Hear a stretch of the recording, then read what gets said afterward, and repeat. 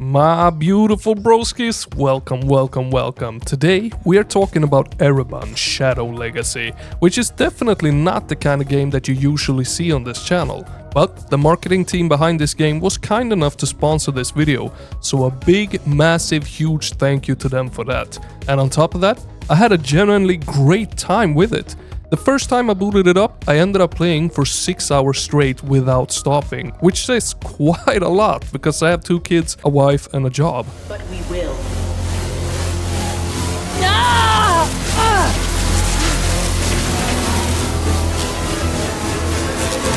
Illumination malfunction. Now, what even is Ereban Shadow Legacy? Well, this is a fast-paced stealth platformer where we play as Ayana, the last descendant of a forgotten race. She uses shadow powers, high-tech gadgets and a whole lot of agility to uncover the truth about her past and maybe save a dying, morally grey universe while she's at it. The game, it is already out on PC and it's coming to PlayStation and Xbox on April the 16th, which is why I wanted to make this video and talk a bit about the console release. Now, it is being developed and published by Baby Robot Games, and from what I can tell, this seems to be their first game, which honestly makes it even more impressive because they did a really damn good job here.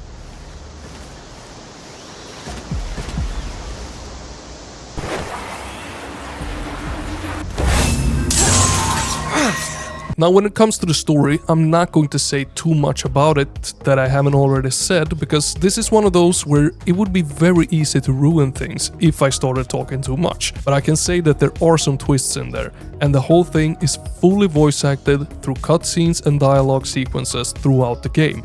And look, I'm the kind of person who starts skipping cutscenes the second they feel too long or too boring. I have no shame about that. But here, even though the game is fairly narrative heavy and there are quite a lot of story scenes, I actually sat through all of them. Now, I wouldn't say that the writing is incredible or anything like that, but it is definitely good enough. And more importantly, the actual story and the characters are interesting enough that I wanted to see where it was going. There's also a lot of lore spread throughout the game in the form of notes and collectibles, some hidden away in secrets and some just laying around in plain sight. Now, I honestly didn't spend a crazy amount of time reading every single one because there are a lot of them, but the main story itself absolutely kept me interested. Hey, don't try and move.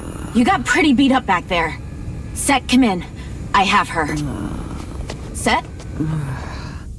But of course, as with any other game, the big thing here is the gameplay. And this is, of course, where the game really separates itself from what I usually cover on this channel. Because yeah, this is a stealth game, but it is not one of those super slow ones where you sit in a corner for half an hour waiting for a guard to turn around. This one is way faster than that, and that is what made it click for me. You can absolutely play it like a full stealth game and avoid every single enemy in the whole game if you want to. You do not have to kill anyone. But me being me, I ended up killing plenty, probably way more than I needed to. And the game actually lets you play like that just as much as you want to. You're still supposed to stay hidden, of course, but the movement and your abilities lets you be way more aggressive than I actually expected. And that makes it a lot more fun than just crouching around forever. Which takes me to the main mechanic of the game, and that is when you're standing in shadows, you can merge yourself into the floor or the walls and basically become one with the darkness.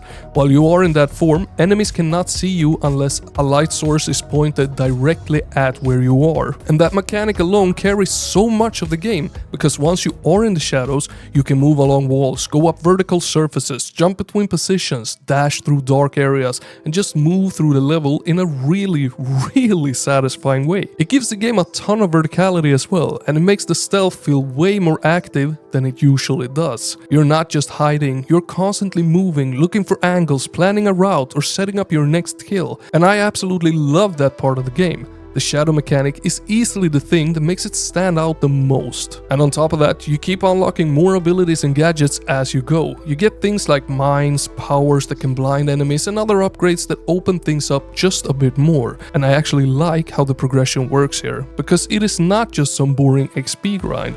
A lot of your upgrades, they come from finding secrets, which gives exploration an actual purpose, and I love that, and you know that by now. And at the same time, the game does not hide every useful thing behind secrets secrets either, which is good. Some of the best abilities they unlock naturally as you progress. So even if you're not the kind of player who checks every corner, you still get the important stuff.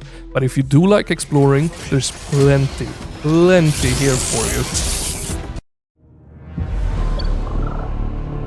And the level design helps a lot with this. Some stages are more straightforward and linear, but others open up a lot more and can take quite a while to get through if you're exploring properly. There were levels that took me around 1.5 to 2 hours, just because they had more of that open zone kind of feel, and with the movement system being as good as it is, that made the exploring really fun in those levels. You start spotting alternate paths, hidden secrets, little routes along the walls, and places you probably were not meant to notice right away. It just adds a lot to the game.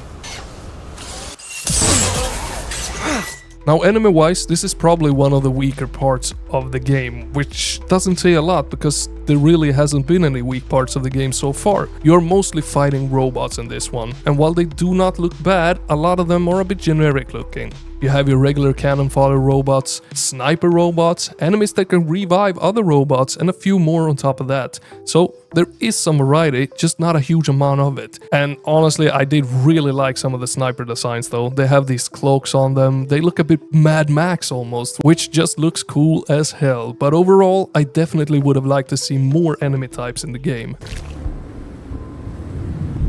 That must be a hawk. Friendly looking bolt bucket.